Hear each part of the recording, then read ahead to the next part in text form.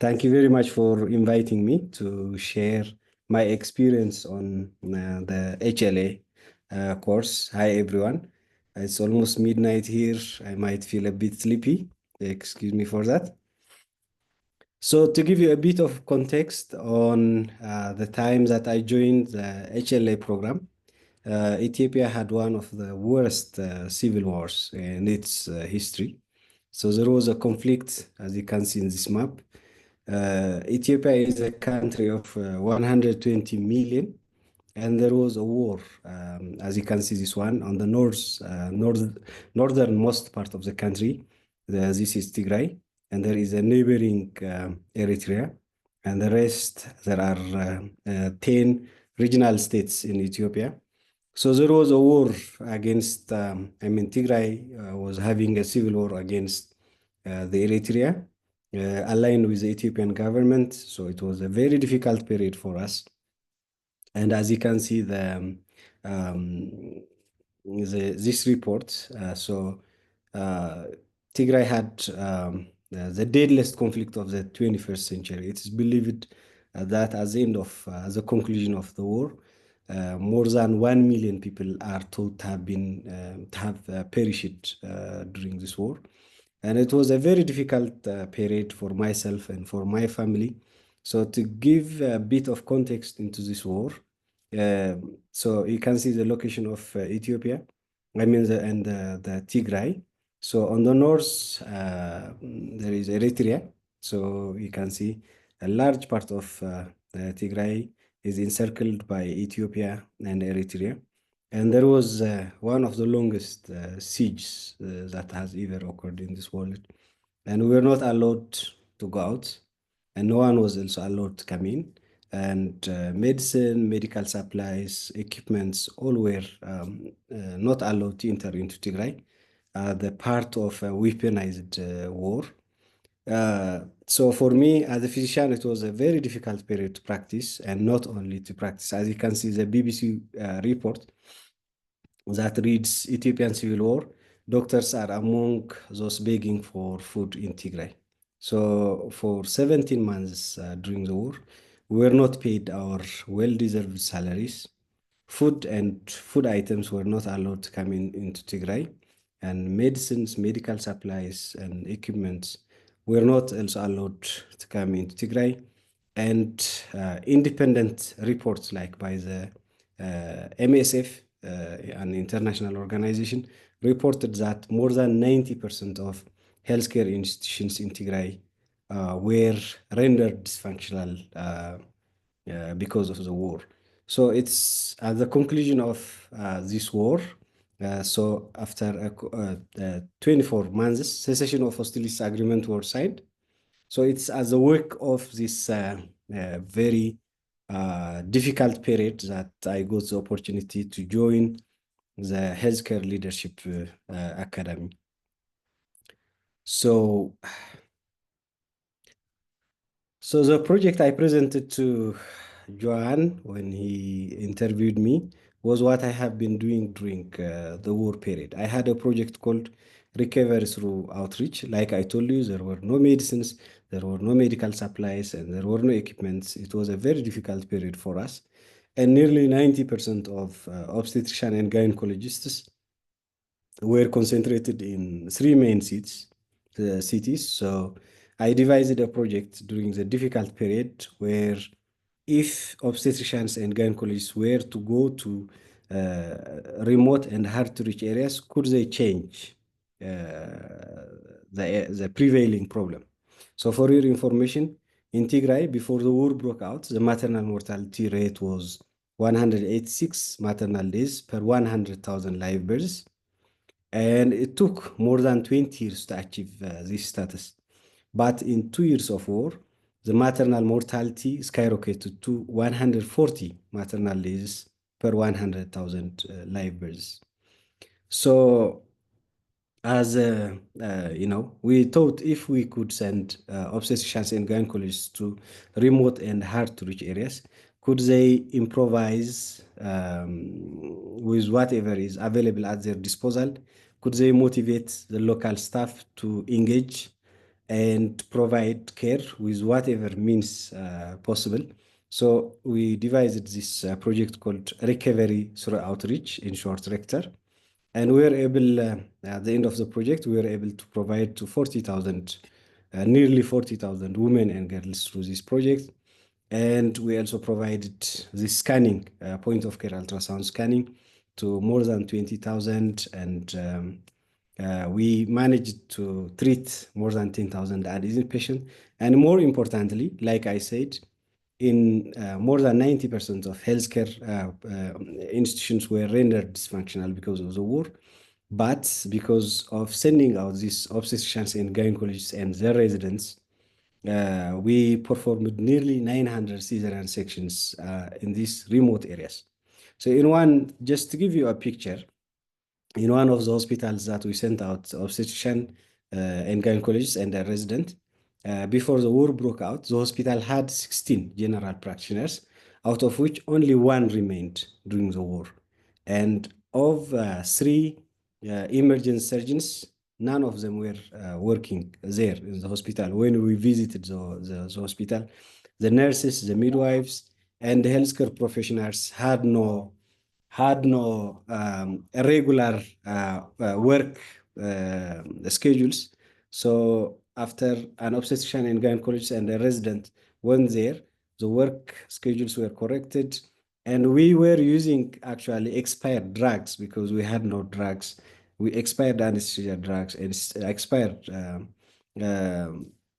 antibiotics to provide care to these women. However, this was better than just letting the women die there. So these 888 cesarean deliveries, in most instances, wouldn't have received this care had it been like the obstetricians and gynecologists who have been concentrated in the main seats were not, if they were not engaged in such activities, it was very difficult to say that we could have provided this care. And as you can see, we believe that as a result of this project, about 400 mothers have survived a near-miss condition related to pregnancy and childbirth. So this was the project I presented to Joanna during my interview, and fortunately, I was accepted into the program. So you can see this is me. This is in HLA hospital, in one of the remote hospitals in Tigray. And this is one of the emergency surgeons. This is in Samra Hospital. And this is my colleague in Samra Hospital, again, doing an emergency surgery. In some of the hospitals, even there were no specialists before the war broke out, but this project enabled this obstetrician and gynecologists together and to provide care. So later, during the HLA program, actually, it helped me to refine my ideas, and not only engaging myself in remote and hard-to-reach areas. We actually also created a center called March 8 MCH Center, where this project provides free antepartum, intrapartum, and postpartum care to women who are displaced as a result of the war. For example, in Mekelle, the main city in Tigray, there are more than 500,000 displaced people to this day, even after more than 2 years after the cessation of hostilities agreement was signed. And we have reached around 1,000 pregnant mothers who are registered to receive this care. We completely provide these services free of care, and thanks to our partners, as you can see at the end, Maternal Health Africa and Track Trust are helping us financially to provide this free care to displaced women. So this March 8 MC Center, the idea came while I was attending this HLA project. And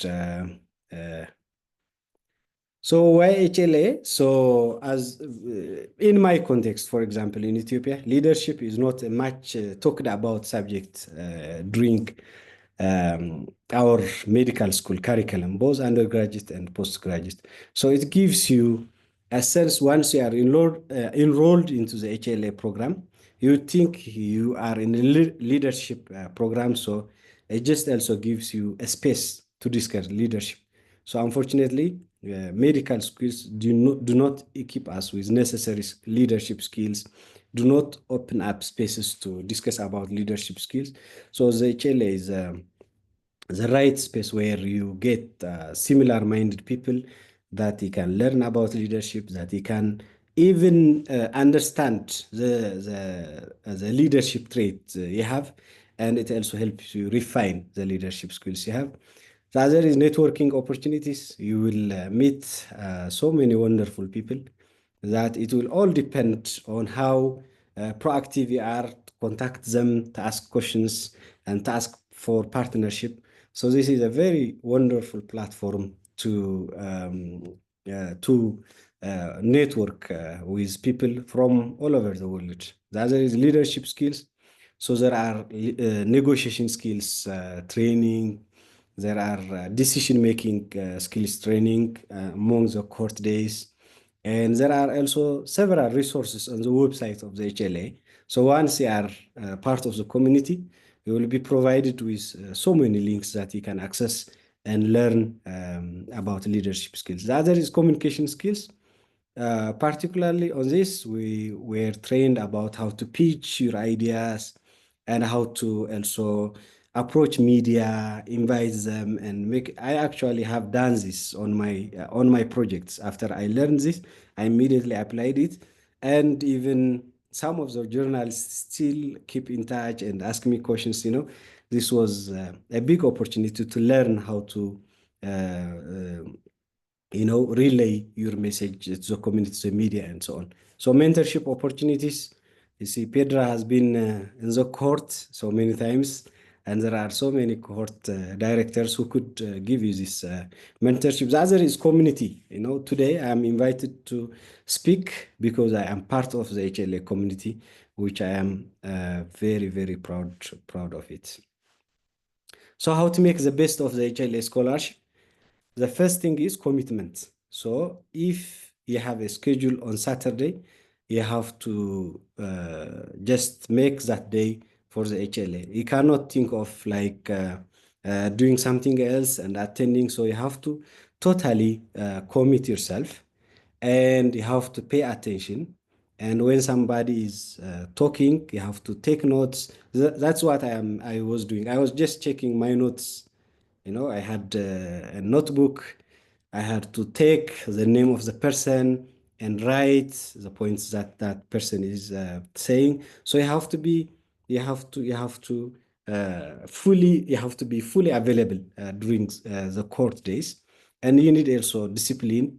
So the court directors will, from time to time, call your name, and then if you were not listening, or if you were playing with your mobile, or if you were distracted, you cannot grasp the whole message. So the message I have to you all is that you have to be very disciplined. You have to commit yourself, and you have to also take notice, so that from one court day to the other court day, you grasp the message you have learned. The other thing is, um, the court directors and the HLA program will ask you to submit your proposal at the end of the day. Don't start working on your project proposal when they have asked you. You have to continuously, for example, if you have learned something, that component has to be added on your project. So on each court day, you have to revisit your project proposal and refine it. That way, you will have a wonderful project proposal, not only for the sake of completion of the project, but it will be very important for you also to implement it, to benefit your community, and to also, have an outcome as a result of this training. Just maybe you can graduate from HLA, but the main thing is, what have you learned? How has the HLA program changed you? The other is, everyone has a project, so they will present. So you have to learn from others' projects as well, not only from what you present. but also people will present every day. There is a question on an update on your project. So how others are also working on their projects is a big lesson, and they have to say also opportunities. If you make it the program, you will be added to Medic's Academy app, and opportunities will be posted there. If you stay engaged and you say the opportunities, that will be positive. You have to always stay engaged. You have to follow the social medias of the HLA program, because they continuously post inspiring things and post opportunities. So that way, your academic year will be fruitful, and you will still feel that you stay in touch with the entire HLA community. So thank you very much for listening. I hope I have not taken much of your time, Pedra. So if anyone have questions, they can reach out to me. I have posted my email there. So thank you very much again.